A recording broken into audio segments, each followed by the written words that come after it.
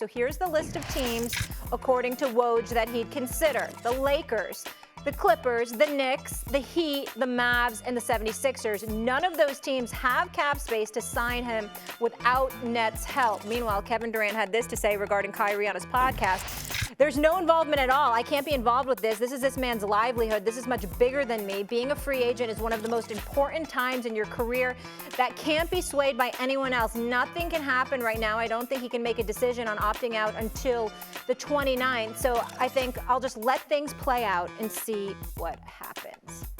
All right, Big Perk, let's give Stephen A. little break here. How does Kyrie look now?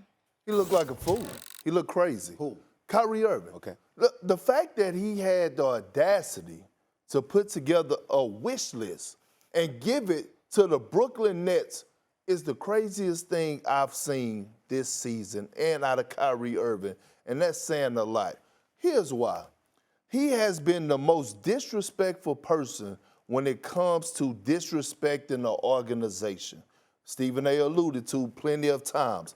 Not showing up to work. I'm not talking about the vaccine. I'm talking about before then, when he's getting caught at his sister's birthday party and things to that nature, when he's holding practices and things outside of Steve Nash. Although I'm not a big fan of Steve Nash, it's still a level of respect. And you have the audacity to come in and actually give them a wish list and hope that they help you get where you need to go.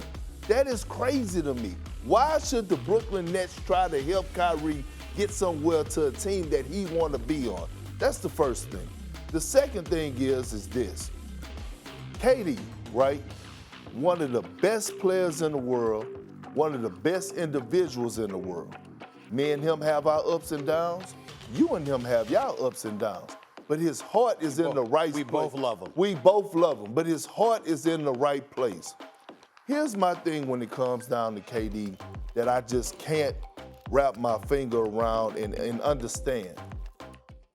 When it comes to him holding his teammates and quote-unquote brothers accountable for their actions, like a Kyrie Irving or like a James Harden or any of those guys, he's very hesitant and he's very quiet and he's just very supportive of, go ahead, do what you do, I'm going to just take a back seat.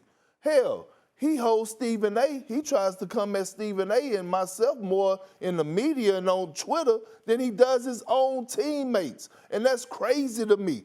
At what point is KD going to stop being so damn friendly?